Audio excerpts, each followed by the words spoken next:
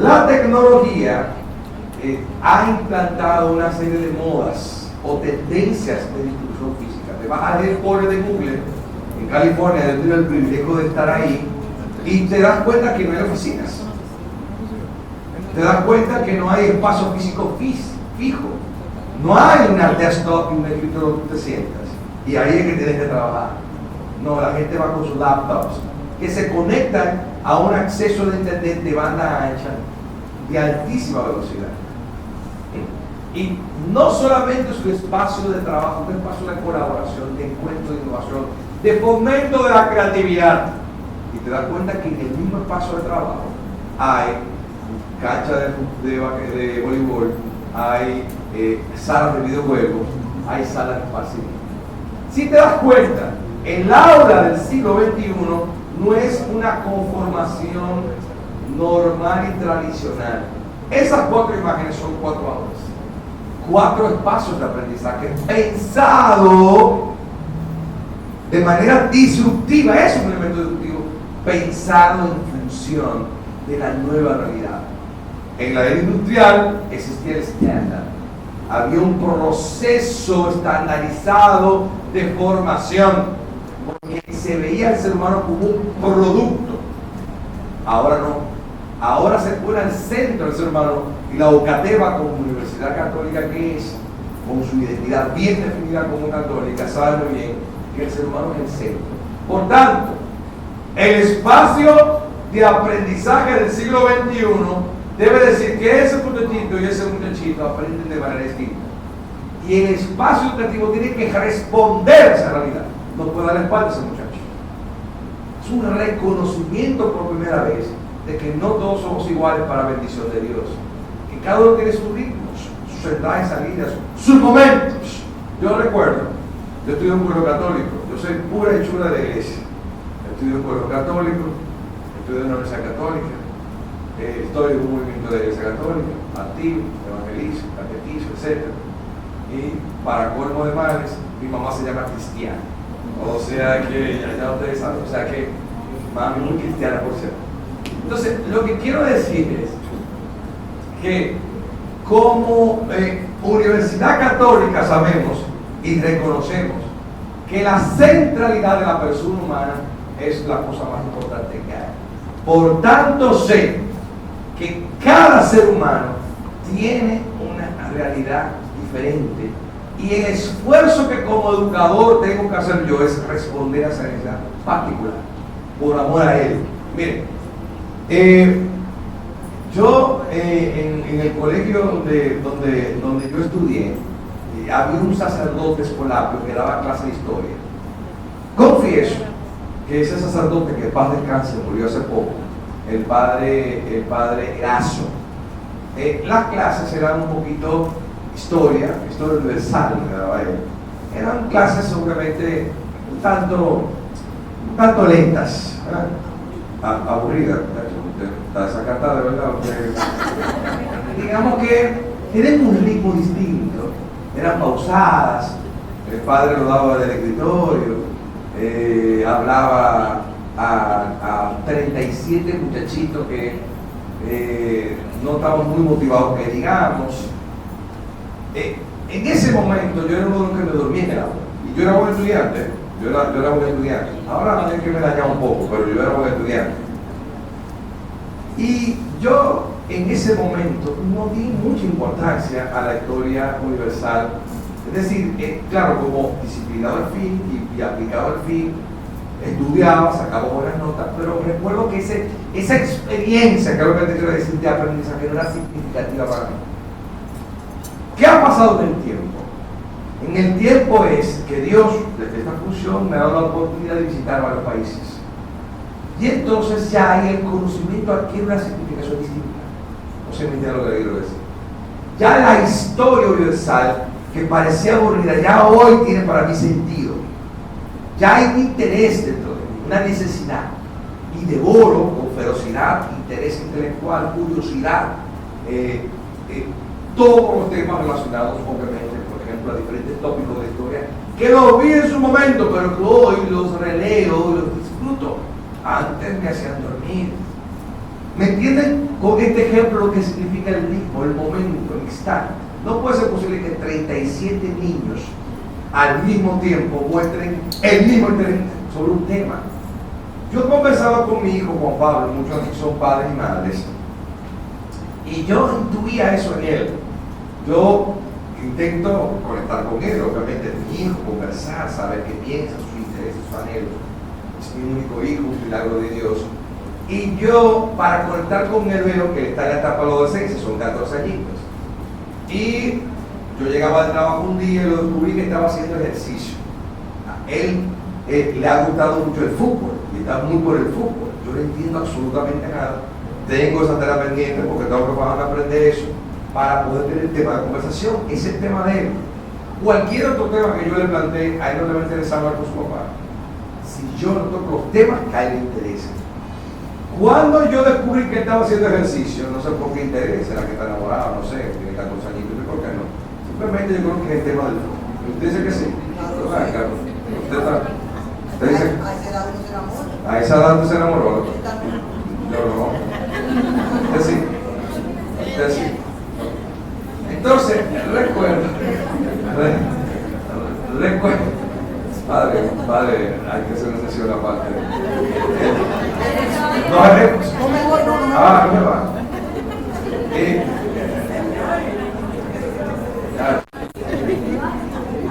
Pues sí, pero la cuestión es que, para terminar la anécdota, el ejemplo que llena aterriza el concepto teórico, para poner el ejemplo, ¿qué pasó? Yo también hago ejercicio. Yo también intento hacer ejercicio diario. 4 o 5 días a la semana hago ejercicio. Hago un cardiovascular, levanto unas pesillas. Porque me han dicho que cuando uno entra en la vejez, en la decadencia progresiva, pierde masa muscular. Yo le escuché las pesillas para mantenerme un poco firme. Y empecé a hablar con él. Aquí hay un tema en que yo también sé y él. Entonces él me dijo, ¿cuál fue su respuesta?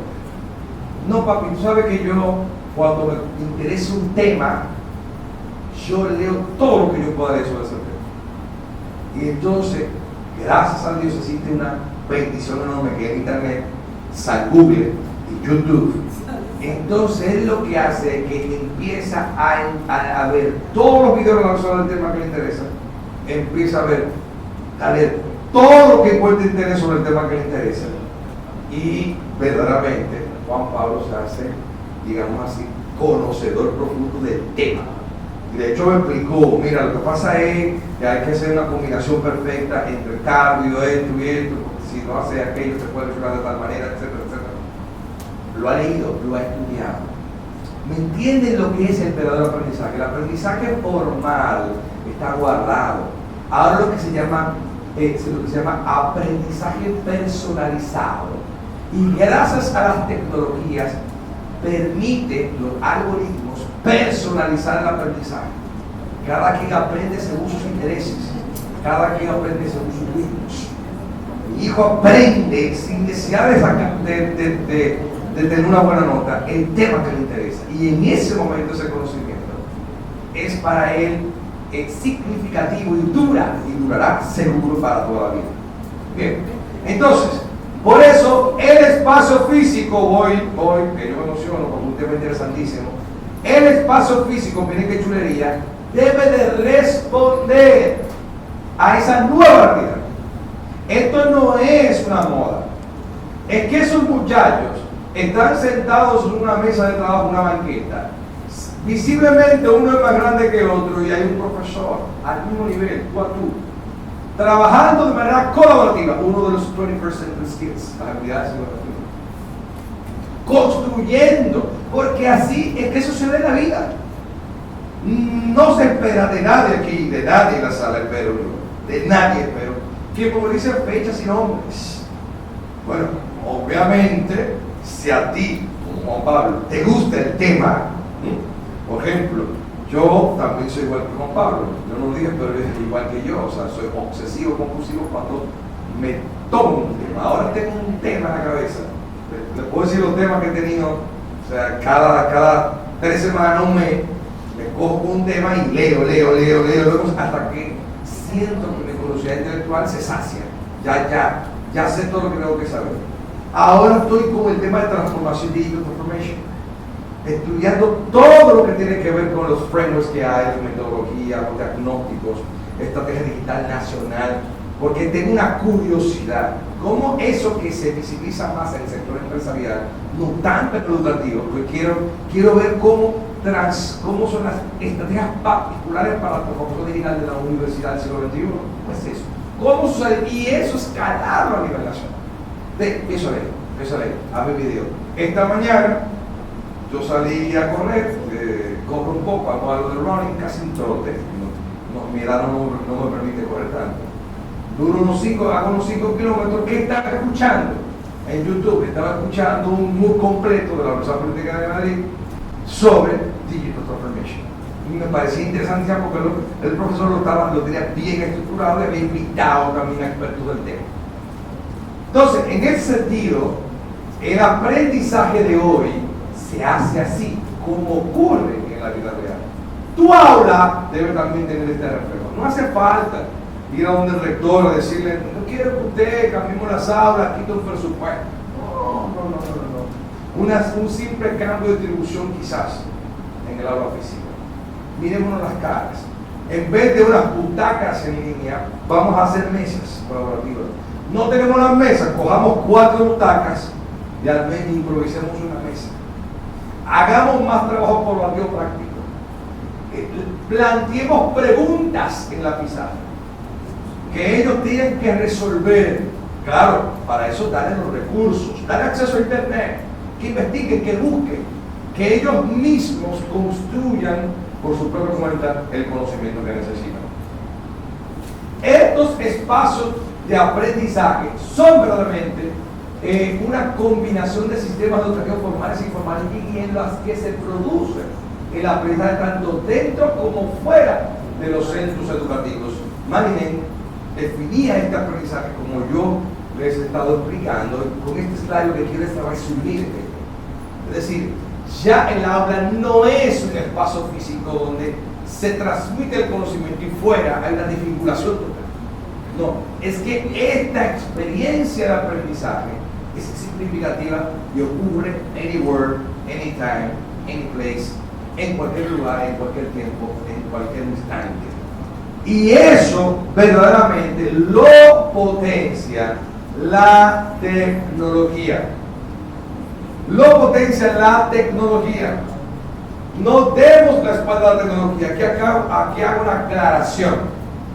una aclaración.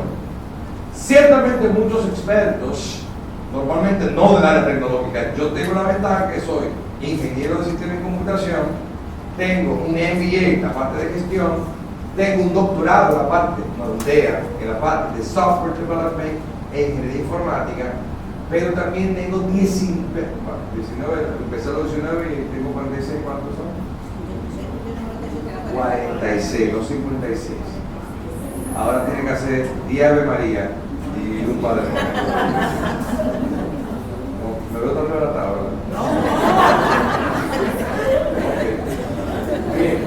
Entonces, la idea es que la tecnología ciertamente no es, obviamente, la solución a todos los problemas. Ahora, el tema es que aceptemos, en la era que vivimos, la tecnología define, imprime carácter a todos los aspectos de la vida humana.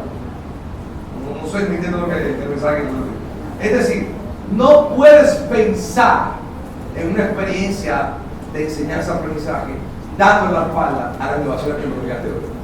Es imposible, ya no es posible, porque esos jóvenes que tú tienes en tu aula son jóvenes que dedican más de 4 o 5 horas diarias a su presencia digital. Y debemos aprender a aprovechar esa presencia digital, a aprovechar esas herramientas para crear, obviamente, una experiencia de aprendizaje significativa. Yo sé que muchos ahora me preguntarían, pero ¿cómo eso será un workshop, en un taller? Pero vamos simplemente pinceladas. Hay una forma práctica de llevar esa experiencia. Por ejemplo, vamos a hacer la discusión de un tema. Antes de la revolución tecnológica, esa discusión del tema se daba en el aula. Era la única manera. tenían que convocar físicamente a los chicos, reunirlos en un lugar, el aula, aunque hubieran podido perfectamente reunirse bajo la matemática, pero el aula, porque el aula tenía un TAC, estaba climatizado, estaba ventilado, había luz, etcétera, estaba el profesor para ayudar, el aula. Y a través de preguntas, de debates, el profesor podía pues incitar, fomentar el diálogo entre ellos y sobre todo que en ellos se diera el proceso reflexivo. Bien. Luego, a través de lo que son los LMS, los Learning Management Systems, los sistemas de aprendizaje en línea, como Moodle, por ejemplo, Sakai, Blackboard, todas esas tecnologías que ustedes, algunos tienen ya acceso. Entonces, ¿qué hace? Se crea un espacio virtual de aprendizaje y ahí, a través de una interfase, tú puedes subir los PowerPoints que tú presentas en pantalla. Tú puedes subir los PDF para las lecturas, que en mi tiempo, todavía, te mandaban a la fotocopiadora para tú gastar tu cumpleaños de cuarto. Y si yo me descuadraba, me tenía que ir a pie a mi casa, porque me gasté todos los cuartos de fotocopia. Ya no, es un PDF que se sube a esto. La experiencia más moderna, más actual, es que ese espacio es un espacio de soporte, pero no necesariamente es el espacio donde hay que ir a aprender.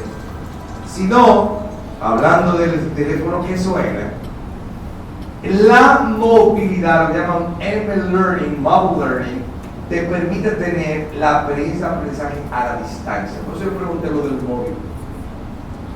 Todo el reto de todos ustedes es que el aprendizaje esté aquí, de su alumno. Que el muchacho pueda, sí, ciertamente tener las herramientas que ya tienen y a través de ellas utilizarlas con sentido educativo. Este foro, tú puedes tener instalado el app, por ejemplo, de Canvas.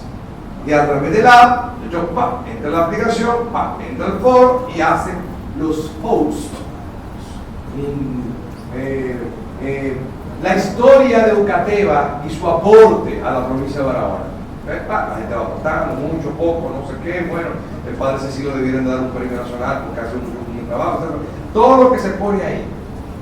¿Qué tal si utilizas ya las redes? ¿Qué tal si abres un grupo en Facebook? ¿Qué tal si creas un grupo del aula en WhatsApp? Por eso hice la pregunta en las redes. Y a través de ese grupo del aula de WhatsApp, mandas videos, mandas artículos, haces los foros, las herramientas. Con este ejemplo concreto, el WhatsApp se constituye hoy en ese espacio de innovador de aprendizaje. ¿Cómo yo utilizo una herramienta tecnológica y la transformo en una poderosa herramienta educativa? Bien, para poder lograr eso es importante que ocurra un proceso de aprendizaje basado en estos 6 grandes pilares que yo propongo para ustedes, para su reflexión, conocimiento e interiorización. Primero, investigar. El aprendizaje de hoy es impensable si no animamos, provocamos, invitamos a la investigación. La investigación no es un tema de algunos. No. Es que no puedo ir a mi aula a transmitir conceptos que pueden los muchachos googlear. No puedes jamás ir a pararte una pizarra a escribir transformación digital, 2 puntos. La transformación digital es copy. Jamás. Los conceptos, los marcos teóricos están dados en formatos mucho más lindos, preciosos, que lo que nosotros podemos imaginar. Seamos humildes ahí. Es la virtud cristiana, la humildad. Hay un montón de contenidos gratuitos disponibles de altísima calidad de internet. ¿Cuál es el valor agregado de esta experiencia de aprendizaje? Gracias a las tecnologías. Este es el valor agregado. La capacidad de investigar, lanzar retos, desafíos, ahora que está muy de moda, en los chicos y los jóvenes, el challenge, eso está muy de moda. Ese es uno de los códigos de los muchachos. Otro código es el guaguá y el popi, ¿verdad? El final y la pámpara. Ahora me dice, ¿la pámpara qué? Ay, gracias a Dios no fue un tiempo que yo escuché la voz por ahí, pensaba que era la Sol que dijo eso. La Sol es la pámpara. La pámpara de todas las soles. Investigar Sol no es mala palabra que la mano, no te preocupes. Después yo le explico lo que es la pámpara. Investigar es fundamental. Fomentar ese skill, esa habilidad. Pregunta, le llaman research questions. Pregunta. ¿En qué punto el agua hierve? ¿En qué punto de temperatura el agua hierve? Demuestra lo que el espíritu. Entonces, muchachos, saben cómo se reto. Y a través de los accesos a recursos, puede el mismo descubrir en qué momento de temperatura el agua hierve. Crear. Fundamental la creación. O sea, lo que es propio del ser humano es precisamente eso. Estamos en una época donde el desarrollo, lo vi esta mañana, chulísimo, disfruté muchísimo de la conferencia de la mañana de hoy. Artificial Intelligence, inteligencia artificial. Ya hay, hermanos y hermanas, softwares llamados bots, ¿verdad? Los famosos bots, que cuando tú entras en una página te abre un chat y te pregunta, dígame, ¿cómo está usted? Soy Mario, ¿en qué puedo servirle? Y tú conversas con eso, y en el fondo eso es un algoritmo. A propósito de los algoritmos.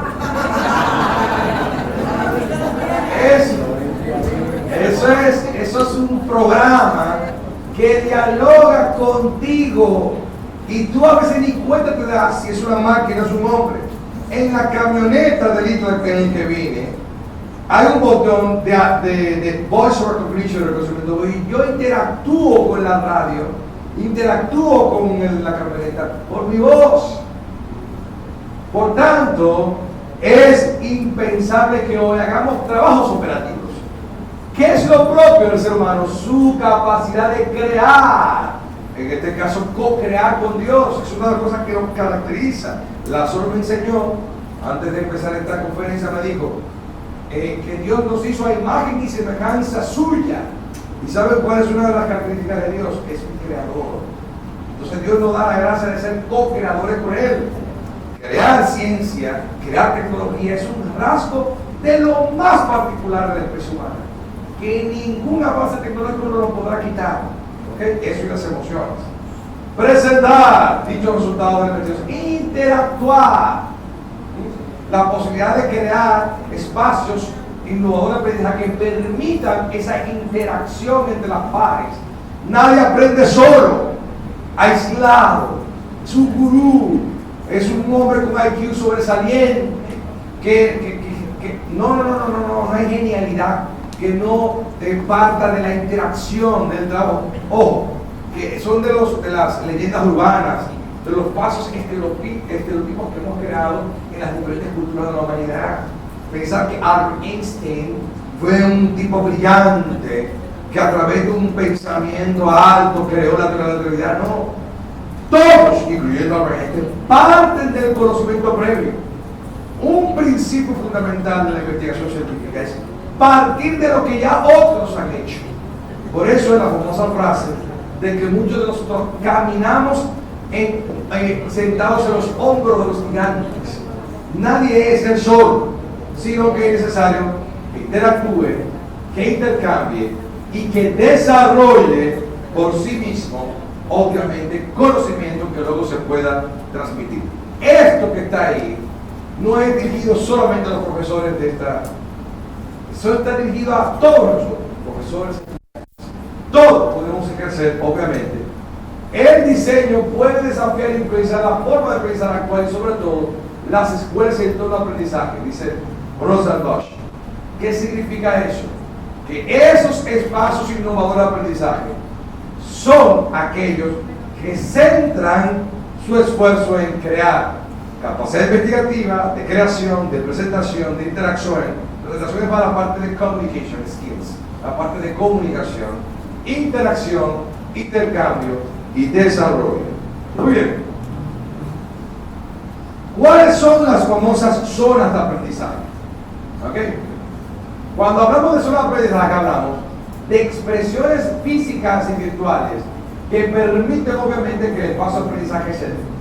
en la casa, en la parte de interacción, es que si, por ejemplo, si vemos acá, estas laboratorios permiten, al no tener mesas, al no tener la gente formada en línea, de manera estandarizada, que la gente pueda, obviamente, interactuar, conversar y hablar. Miren, por ejemplo, este espacio, donde la gente, pues, a través de la distribución física del aula, yo fomento, obviamente, el diálogo, el análisis, el debate. La presentación, miren esta gráfica, como, obviamente, a través de tecnologías disruptivas como los smart boards, los PowerPoints, los data tools, la presentación de las clases, el joven aprende a presentar, a explicar, a escuchar, a comunicar, a dar respuestas. A veces yo decía, me recibía gentilmente, todo aquí, realmente en la institución, Ucateva es mi institución preferida. ¿En qué sentido? Me reciben y me dicen, venimos aquí a aprender de usted, ¿no? Una de las cosas más interesantes de estas charlas es cuando la gente hace preguntas, reacciona, inclusive hasta cuestiona algunos aspectos de lo que yo estoy diciendo, me hacen pensar distinto, me hacen descubrir cosas nuevas. Desarrollar y planificar, diseñar, programar, ¿verdad? Trabajar en diseños, en programas, en acciones, etcétera, etcétera, como están aquí buscando los libros y diseñando. También está la parte de investigación, de indagar, de descubrir, de buscar, como estos jóvenes que están aquí. La parte de intercambio, compartir, cooperar y colaborar, ¿ok? Y la parte de creación, por ejemplo, aquí están los chicos, pues, produciendo un corto, un video, etcétera. Todo espacio innovador de aprendizaje debe de conducirse a una metodología Project Learning, que es la que aplicamos en el ICLA. Pero todo lo que va a hablar Nelly sobre los diseños curriculares basados en competencias, etcétera, etcétera, tiene como enfoque que todo tiene que conducir a un producto, todo tiene que conducir a una demostración concreta de que esas habilidades que yo digo pretender desarrollar a mis alumnos realmente les capacitan para saber hacer. Los espacios innovadores tienen una serie de características. Fomenta que los estudiantes piensen por sí mismos. Que el estudiante no aprenda un concepto, no memorice y lo dé por bueno y válido. No. Tiene que pensar por sí mismos. Yo recuerdo un profesor de matemáticas que yo le dije que yo no entendía el conjunto vacío, que era una contradicción. Todavía para mí es una construcción, porque la definición de conjunto habla de una agrupación de elementos. Entonces, si un conjunto vacío no tiene elementos, entonces no es un conjunto. Entonces es un concepto absurdo de la matemática, un conjunto vacío. No lo entiendo todavía. Entonces, es interesante cuestionar, obviamente, los conceptos, que el joven piense por sí mismo. Los estudiantes tienen que decidir solos. Eso desarrolla, inclusive los psicólogos, los terapeutas de esta sala sabrán que efectivamente un elemento fundamental en la madurez de decisión del ciudadano del futuro es que ya en el aula el chico aprenda a tomar decisiones por sí mismo, a discernir lo bueno y lo malo, ¿okay? A nivel ético, pero no solamente ético, sino también en diferentes cosas.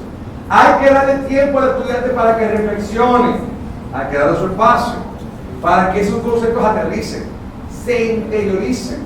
Yo, imagino que el padre Cecilio también, al señor rector, le pasará lo mismo, que algunos puestos gerenciales, obviamente el tiempo es muy corto, humanamente hablando no podemos leer todas las hojas que nos llegan, los documentos que nos llegan a las manos. Entonces desarrollamos una capacidad de hacer sumidas, o sea, rápidamente dar una repasadita al texto. Eso es simplemente para enterarte de un tema y tomar decisiones. Pero a la hora, que todos los académicos que están aquí presentes saben, a la hora de degustar, yo digo cuando tú saboreas, no sé si a usted le ha pasado lo mismo, a mí o sea, eso es lo que yo, tú coges un libro, te sientas un domingo y empiezas a degustarlo, a leerlo, lees 3 párrafos, te quedas con algo interesante, te quedas un minuto pensando, reflexionando, conectas algo que has leído en otro lugar con ese concepto maravilloso. El aprendizaje tiene que darse con espacios de reflexión, momentos en los que esos conceptos pues son analizados y reflexionados. Hay que fomentar la innovación entendida, ahora lo digo, innovación entendida no como creación de algo nuevo. Atentos. Innovar es cambiar, innovar es mejorar, innovar es ver algo de una perspectiva distinta. Pero ¿cómo yo puedo hacer esto mejor? ¿Cómo yo puedo ser diferente? ¿Cómo yo puedo dar una vuelta distinta a esto? ¿Cómo en vez de hacer en 5 pasos, puedo hacer en 3? Eso también es innovación. Tener pensamiento crítico. Búsqueda y resolución de problemas. La mayor parte de las personas siempre se centran en el problema. Tú juntas 20 dominicanos y dices, ¿cuáles son los problemas de la República Dominicana? No, el problema de la República Dominicana. Falta esto, ladrón, esto. ¿Cuál es la solución? La solución. No, preséntame 3 propuestas de solución a los problemas nacionales. Nadie tiene una solución, nadie tiene una idea. Criticar y decir los problemas, sí, fácil. Pero ¿cuáles son las búsqueda y resolución de problemas? Resolución de problemas. No dice identificación de los mismos, que está dentro de la resolución del problema, como uno de los pasos, lo del total del proceso. La autoevaluación, la capacidad de mirarte a ti mismo y saber en qué te equivocaste, en qué erraste, en qué deberías de cambiar, y el aprendizaje conectado. Un espacio innovador educativo tiene que necesariamente estar conectado al ciberespacio, conectado obviamente a las altas tecnologías. Obviamente hay unas tendencias que favorecen el aprendizaje innovador y hay unas herramientas que soportan ese aprendizaje innovador. Ya lo mencioné como Learning Management Systems. Los learning, ahora dentro en la parte no solamente del espacio físico, sino ahora dentro de la parte de los espacios virtuales innovadores. Los Learning Management Systems es lo que ustedes conocen como las plataformas de aprendizaje libre. Que hay unas plataformas gratuitas, libres, abiertas, que son las que más me gustan. En esta tenemos Moodle desde siempre, el año 2009, hace 10 años. Instalamos Moodle y esto toca por virtual hasta ahora. No sé qué tengan aquí en Cateo, también tenemos Moodle en Cateo, perfecto. Entonces, y cada vez mejor. Siempre hay una comunidad que soporte esa plataforma, la mejor, la fina, saca nuevas versiones, corrige errores, etc. Hay otras herramientas, como Blackboard, que es pagada, privativa, etc. Bueno, hay un montón de herramientas propietarias. O sea, es una cosa impresionante la riqueza que ahora hay en Internet, que usted puede utilizar, quitar. Hay empresas que te configuran un campus por $5 al mes y te lo mantienen. Y un profesor dice, mira, pagarle aquí una suscripción mensual de $10 y que ellos me administren mi aula virtual. Aquí lo importante es que esa tecnología se saque el mayor provecho, porque la herramienta se debe adecuar a tu modelo. Luego están los MOOCs o talleres intensivos. Cuando se habla de talleres intensivos, se habla de bootcamps, etc., en formato virtual. Los Message Online No Courses, que significa los cursos abiertos en línea masivos, son también una tendencia. Son una de las herramientas que más democratizan el acceso al conocimiento. Lo que yo estaba escuchando esta mañana, cuando estaba haciendo el ejercicio, caminando a las 5 de la mañana en el mirador, lo que yo estaba escuchando era un MOOC, era un curso de la Universidad Politécnica de Madrid, gratuito, abierto, 36 videos de 5 a 10 minutos cada uno, haciendo una introducción esquemática al fenómeno de la transformación digital. Y luego, lo que se conoce como Adaptive Learning, o aprendizaje adaptativo, que es la base metodológica de gran parte de estas herramientas o plataformas virtuales. ¿Okay? Es importante que nos centramos en los beneficios para el docente que ofrecen estos procesos innovadores de aprendizaje. Se exploran diversas formas de pedagogía, ya que el centro obviamente se enfoca en las formas de compartir color en el trabajo. O sea, en una plataforma, por ejemplo, LMS como Moodle, o sea, ustedes pueden tener mayor control del desempeño. Y cuando tú conectas esas LMS con sistemas de inteligencia artificial, tú puedes medir, si haces una evaluación en línea, hasta la unidad, el aspecto, la habilidad concreta en la que el joven necesita ser reforzado, ayudado, cuál está mejor, cuál está mejor. La reportería que la data, a través de procesos analíticos, te da a partir del aprendizaje. Nosotros estamos, por ejemplo, en el ITLA, en un proceso de acreditación con IBET, ABET, que es la agencia acreditadora más prestigiosa en el mundo para carreras tecnológicas de ingeniería. Y estamos estudiando la adquisición de una plataforma de inteligencia artificial que permita definir los objetivos de aprendizaje, los los objetivos de aprendizaje, que en inglés la traducción es un poquito difícil, las rúbricas, que cuando el profesor define cómo se va a medir el aprendizaje, cuáles son los objetivos de aprendizaje, y yo son herramientas que te permiten medir muchacho por muchacho, estudiante por estudiante, cómo han ido aprendiendo cada unidad, cada tema, cada skill, cada habilidad. Agrupar algunos de sus necesidades individuales es lo que se llama educación y aprendizaje personalizado. Es fácil para los estudiantes llegar a conocer a cada uno, ya que hay más oportunidades para debatir ideas cuando no te están pensando en grupo, cuando tú hablas en un foro. La ventaja es que cuando tú tienes que escribir un comentario, les pasa a todos, es un principio pedagógico, tienes que estructurar el concepto, forza a pensar. Para poder escribir, tú tienes que pensar lo que vas a escribir, tienes que articular la idea, desarrollarla, argumentarla bien. Hablando no hay quien gane un dominicano, pero cuando tú tienes que escribir en el foro, hay una serie de destrezas intelectuales que ayudan a desarrollar el pensamiento crítico, el pensamiento orgánico, estructurado que tenemos todos.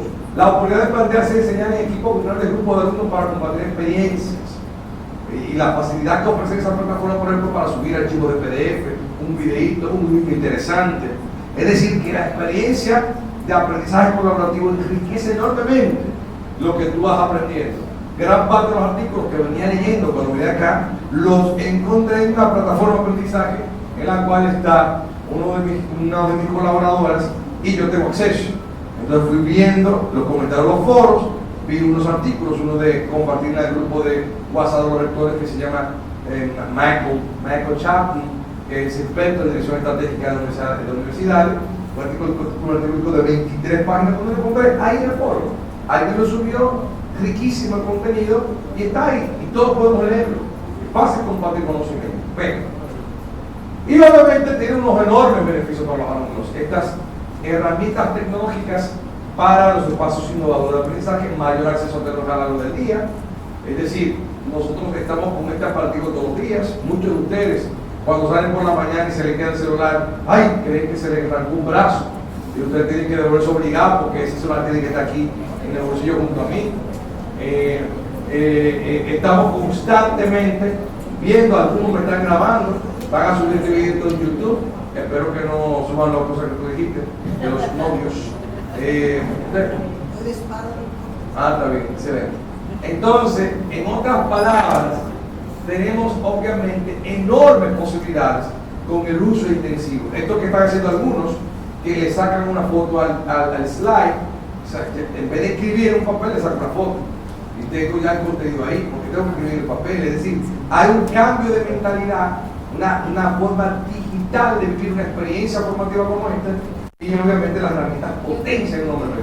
Yo digo algo y algunos pueden entrar en Google, buscarlo y validar si es verdad. Citar a algún autor, por ejemplo, a mí me pasa mucho cuando alguien cita algo interesante, ahí mismo saco el celular, entro en Google, busco el contenido y lo leo. Perfecto, y lo guardo ahí para leerlo más tarde si no hay mucho tiempo en ese momento para leerlo. Es decir, hay efectivamente una enorme riqueza en estos espacios innovadores de aprendizaje. Hay una cosita que yo quería decirles antes de terminar, y quizás dar un espacio si hay alguien que quiere hacer alguna pregunta. Creo que quizás alguno tiene que hacer algún comentario o pregunta. Es el tema, si se fijan en mi presentación, fueron tres partes. La primera, espacios, bueno, obviamente una introducción al concepto general de espacios innovadores de aprendizaje, los espacios físicos y cómo eso conecta con el desarrollo de unas habilidades que requiere el ser humano del siglo XXI, y la expresión virtual, digamos así, digital, de estos espacios innovadores de aprendizaje.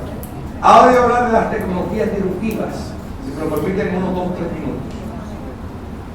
¿Qué significan tecnologías disruptivas? Las tendencias tecnológicas de hoy configura necesariamente lo que seremos en el mañana.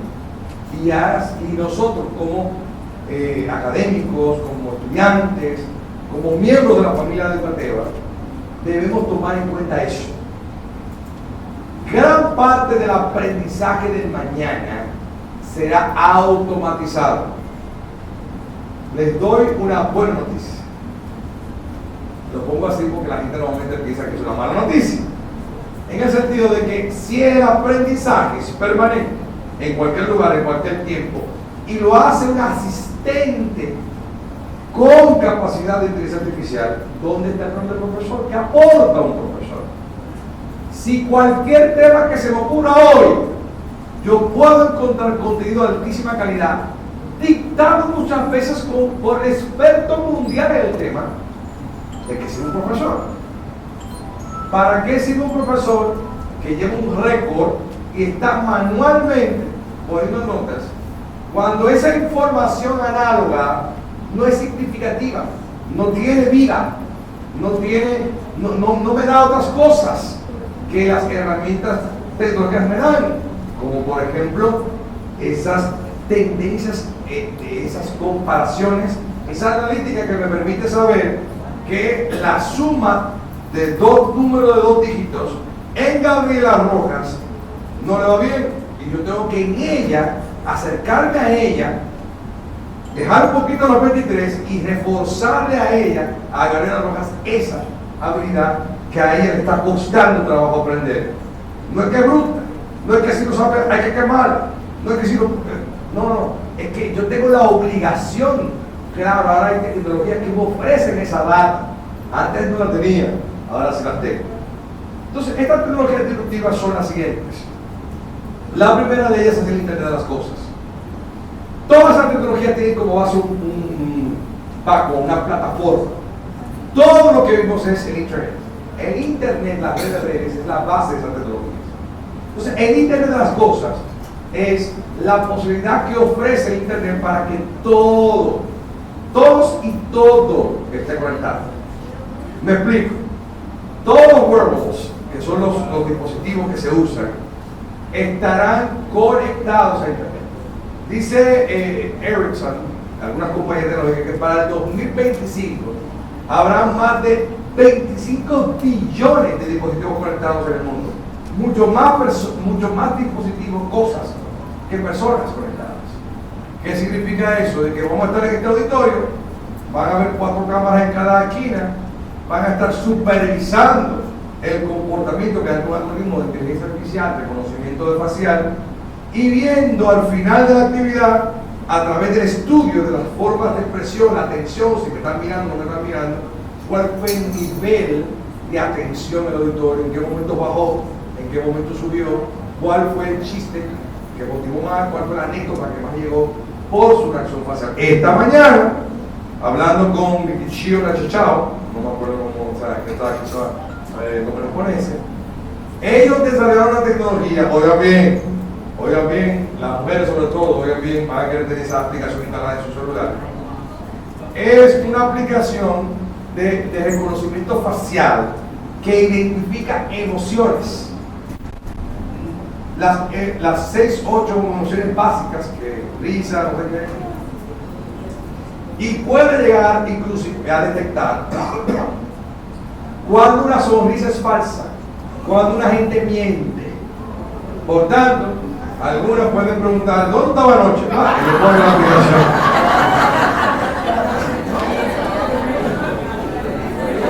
Salita de la oficina, repito por favor, mira la cara. Oye, padre, ahí dijo uno que ojalá no salga eso. Le vamos a dar seguimiento. Le vamos a dar seguimiento. En otras palabras, en la Internet de las Cosas es la presencia masiva de dispositivos, de sensores que estarán continuamente recolectando datos y transformando esos datos en información útil para la toma de decisiones. Puso un ejemplo relativo a la educación o evento como este, pero ya ustedes lo están viviendo. Estamos hablando de los smartwatch o los dispositivos smart que están en la muñequera y que están midiendo tu nivel cardíaco, tu ritmo del corazón, etcétera, etcétera.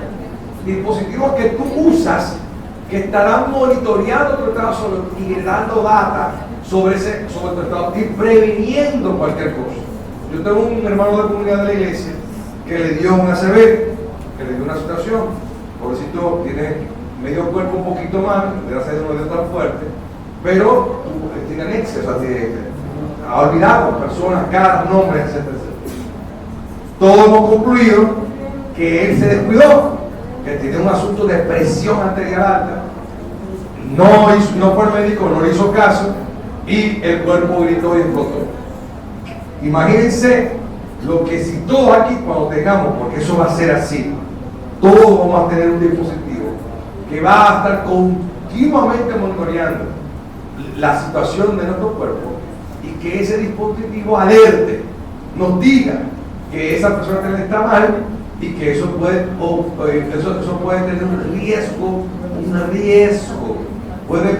hay un riesgo de que te dé esto y esto, así que ve al médico urgentemente, etcétera, etcétera. Bien. Otra tendencia tecnológica disruptiva, ya se ha mencionado mucho, es el tema de la robótica, que tiene que ver con todo el tema de los procesos y el tema de inteligencia artificial. Miren, vamos al tema de robótica, automatización y demás. La OIT, la Oficina Internacional del Trabajo, ha predicho de que efectivamente habrán millones de empleos que se den. Uno de los empleos que supuestamente también se eliminarán es el empleo del instructor. Yo siempre me preguntaba si era instructor. ¿Por qué? Porque si todos los contenidos que vas a estar, hay algoritmos de inteligencia artificial que te muestran eso y te permiten, bots, interactuar contigo como si fuera una persona humana. ¿Para qué te tengo un profesor? Hay que preguntarle si yo desarrollo una plataforma de aprendizaje que me estará acompañando en mi plataforma de aprendizaje. Bien, lo que también dice ese informe, que no se ve tanto en los medios de comunicación, es que también se crearán los costos. De tal manera que la labor del maestro, que siempre ha sido su valor agregado, en mi opinión, que es la de conectar emocional afectivamente con ese alumno que tiene bajo su cargo y acompañar a hacer una mejor versión de sí mismo, esa labor no se puede automatizar. Esa sabiduría que tiene el profesor con su experiencia, con lo que está expuesto, que puede aportar en el acompañamiento del aprendizaje. Ya el maestro no estará entarimado, no está ya. En mi época sí, en Calazán estaba entarimado el profesor en una esquina aparte. Había unos gestos sobre la autoridad del profesor sobre los alumnos. Ya esa relación de abajo hacia arriba, profesor-alumno, desaparecerá. Por eso es importante estar atentos a la robótica, no la robótica de ciencia ficción solamente, aunque llegaremos a eso.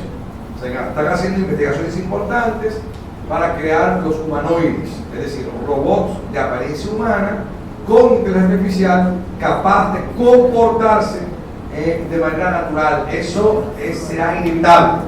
Tendremos entre nosotros, decía Bill Gates, pero decía, así como yo predije, como yo proyecté que iba a haber un PC en cada casa, así va a haber un PC en un computador personal en cada casa. De hecho se quedó corto, porque esto tiene un CPU, esto tiene memoria, esto es la expresión más moderna de lo que teníamos nosotros hace 25 años. Lo tenemos cada uno en el bolsillo, lo tenemos en la mano, todos tenemos uno y a veces hasta dos y tres, como el caso aquí del joven aquí al frente de mí. De tal manera que efectivamente es importante estar atentos a esas tendencias disruptivas tecnológicas, porque cambian no solamente el aula, sino que cambiarán otra vida. Y termino con una última, puedo hablar mucho más, con dos: inteligencia artificial y ciencia de los datos. ¿Por qué las vinculo? Porque la inteligencia artificial es posible cuando maneja data. El machine learning es el aprendizaje de las máquinas, porque las máquinas no es que son inteligentes en el sentido pleno de la habilidad, la facultad humana. La máquina tiene una serie de algoritmos que le permiten tomar decisiones operativas hasta ahora. De tal manera que la inteligencia artificial es expresión operativa procedimental y de interpretación de datos a través de un algoritmo de algún fenómeno o de alguna situación o de algún acontecimiento. Me explico. Cada vez habrán sistemas que hagan predicciones con mayor precisión. Ya los hay. El Google Maps, el Waze. Yo vengo para Coteva, ya yo no llamo a preguntar cómo es que quiere regular en el colmado de fulano, en el colmado María, sigue 2 esquinas y a la derecha, ahí tú estás. Entro a Google Maps, pongo la dirección y hay un algoritmo que calcula la ruta, pero no solamente eso, sino que también calcula el nivel de tráfico y hace una estimación, hace una predicción del tiempo que va a transcurrir entre tu salida y tu llegada. A veces se equivoca, a veces te mete para atrás, por adelante, pero cada vez más este tipo de sistemas inteligentes estarán más perfeccionados. Imagínense la implicación que eso va a tener en el mundo de hoy. Tiene sus peligros éticos, y con esto voy concluyendo. Lo veíamos esta mañana por una conferencia, porque lo que se pretende también es hacer predicciones de todo tipo. Por ejemplo, en lo que se llama inteligencia artificial aplicada al aprendizaje o aplicada a la educación. ¿Qué significa eso? Con toda la data que recoge un sistema de inteligencia artificial sobre una universidad, data tuya, data de tus alumnos, puede establecer modelos de predicción y decir que fulano, en función de estas 250 variables, es muy probable que en matemáticas se quede. Analizando variables endógenas y exógenas, no solamente las endógenas, o sea, rendimiento académico histórico, sino también elementos como combinar si tuvo papá o no tuvo papá, donde se crió, donde nació, etc. Un montón de datos interesantísimos. Usted no se puede ni imaginar. Por ejemplo, hay sistemas que dicen que todo el que tiene un iPad y todo el que tiene un perro, ahora no recuerdo qué es lo que era, normalmente, voy a decir algo parecido, que todo el que tiene un iPad y todo el que tiene un perro, normalmente fue estudiante en el colegio. Entonces, era algo así. Entonces, yo tengo un iPad y tengo una perrita, y es verdad que yo voy a estudiar en el colegio. El sistema, analizando una gran conjunto de datos, se dio cuenta que el 85%, no recuerdo cuál era la combinación exacta, no me cite, porque es que lo he olvidado, estoy poniendo un ejemplo. El sistema descubrió que el 85% de la gente que cumplía con variables A y B se daba la condición de C. Eso es poder, eso es mucho poder, en el sentido de que tú puedes conocer mejor una población, conocer mejor los estudiantes y establecer estrategias de aprendizaje que se ajusten más a ese grupo de estudiantes que tienes de frente. Eso que yo hice al principio, para conocer qué público tengo, lo hice adrede. ¿Por qué? Porque de alguna manera ajusto lo que voy a decir al público que escucha, al público que me escucha, para que lo que yo vaya a decir realmente le haga sentido. Así que el mensaje final es el mensaje con que inicié. El espacio innovador de aprendizaje tiene como centro a la persona humana y el soporte de ese espacio es tecnologías disruptivas que se expresan en una distribución específica del espacio físico, pero que también se soporta en un espacio digital que juntos, combinados, hacen que esa persona que vive la experiencia de aprendizaje innovador, tanto alumno como docente, pueda realmente crecer, pueda realmente construir un mejor futuro y desarrollar al máximo su potencial. Muchísimas gracias por el honor que me tienen, que me hacen a invitarme a este escenario. Que viva Oratela, que viva su gente, bella, hermosa y simpática. Gracias por recibir. Gracias por recibir. Gracias por recibir. Gracias.